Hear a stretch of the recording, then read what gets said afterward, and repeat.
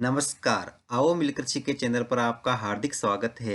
इस वीडियो में मैं लेकर आया हूँ कक्षा 7 इतिहास की दैनिक पाठ योजना, जिसमें प्रकरण लिया है हम्पी की वास्तुकला। इसमें शिक्षण बिंदु है हम्पी का परिचय, हम्पी की वास्तुकला और हम्पी का विठल मंदिर। तो चलिए शुरू करते हैं। प्रेजेंट बाय आओ मिलकर सीखें।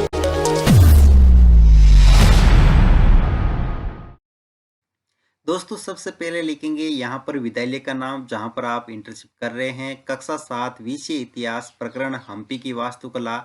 यहाँ पर जो आप ये लेसन प्रस्तुत करेंगे वहाँ की दिनांक और यहाँ पर कालांश और यहाँ पर समयावधि 30 मिनट। फिर दोस्तों यहाँ पर एक टेबल ड्रॉ करके एक तरफ लिखेंगे शिक्षण उद्देश्य, दूसरी तरफ अपेक्षित व्यवहारगत परिवर्तन। शिक्षण उद्देश्य में पहला लिखेंगे ज्ञानात्मक। इसमें लिखना है विद्यार्थी हम्पी की वास्तुकला से संबंधी विभिन्न तथ्यों का प्रत्यास्मरण कर सकेंगे। इसी में सेकंड पॉइंट लिखेंगे विद्यार्थी हम्पी की वास्तुकला से संबंधी विभिन्न तथ्यों की जानकारी प्राप्त कर सकेंगे। अवबोध, विद्यार्थी हम्पी की वास्तुकला से संबंधित विभिन्न गतिविधियों को स्पष्ट कर सकेंगे। विद्यार्थी हम्पी की वास्तुकला से संबंधित तथ्यों की व्याख्या कर सकेंगे।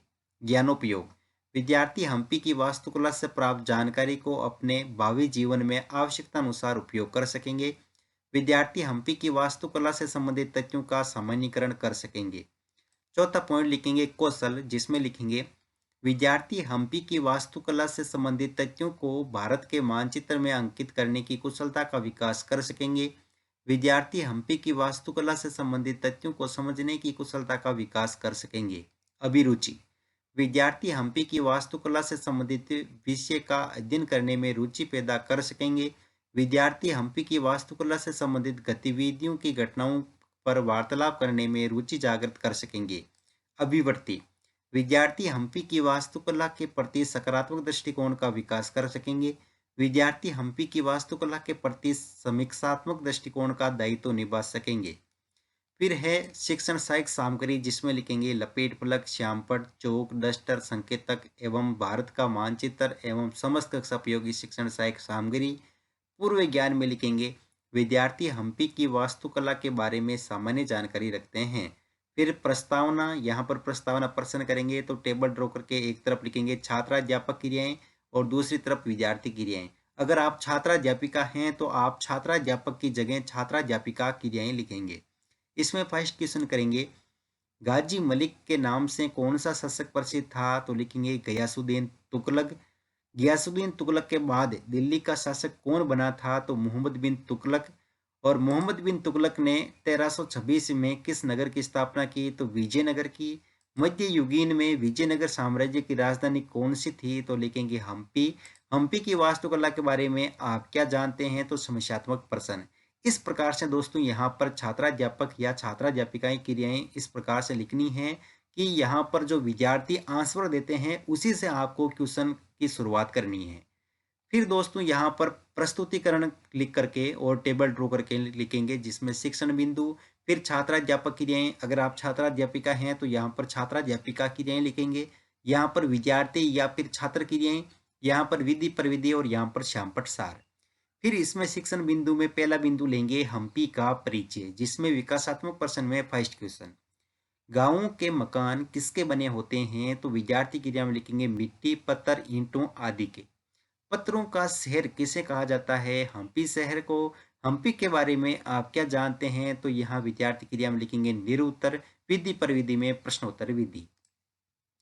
फिर है दोस्तों छात्राध्यापक कथन, जिसमें लिखेंगे हम्पी नगर कृष्णा और तुंगभद्रा नदियों की घाटी में स्थित है। यह नगर 1336 ईस्वी में स्थापित विजयनगर साम्राज्य का केंद्र स्थल था। हम्पी के शानदार खंडहरों से पता चलता है कि उस शहर की किलेबंदी उच्च कोटि की थी। किले की दीवारों के निर्माण में कहीं भी गारे चूने जैसे किसी भी जोड़ने वाले मसाले का प्रयोग नहीं किया गया था और शिलाखंडों को आपस में फंसाकर गूंथा गया था।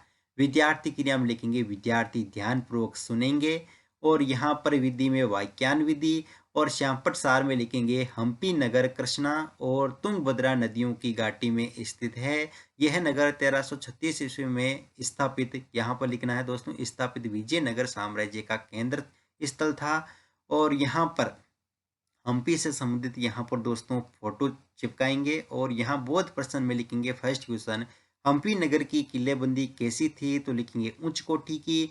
सेकंड क्वेश्चन, विजयनगर साम्राज्य का स्थल केंद्र स्थल कौन सा था? तो हम्पी नगर। यहाँ विधि में प्रश्नोत्तर विधि।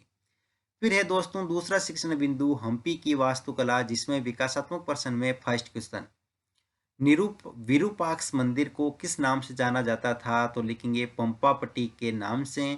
पंपापट्टी के नाम से किस शहर का नामकरण हुआ था? हम्पी शहर का। हम्पी की वास्तुकला के बारे में आप क्या जानते हैं? तो लिखेंगे निरुत्तर विधि में प्रश्नोत्तर विधि।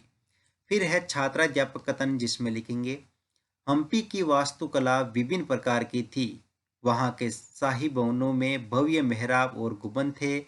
वहाँ स्तंभों वाले कई विशाल कक्ष थे जिनमें मूर्तियों को रखने के लिए आले बने हुए थे।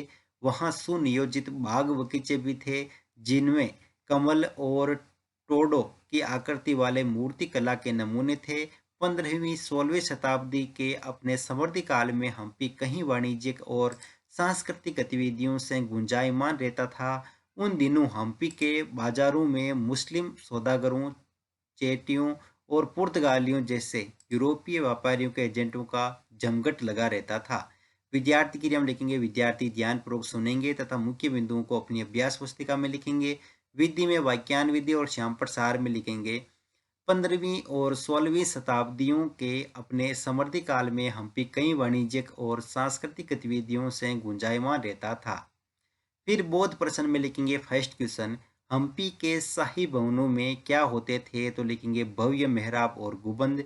हम्पी की वास्तुकला में मूर्तिकला के नमूने कैसे थे? तो यहाँ पर लिखेंगे तो कमल और टोडो की आकृति वाले। विधि में प्रश्नोत्तर विधि।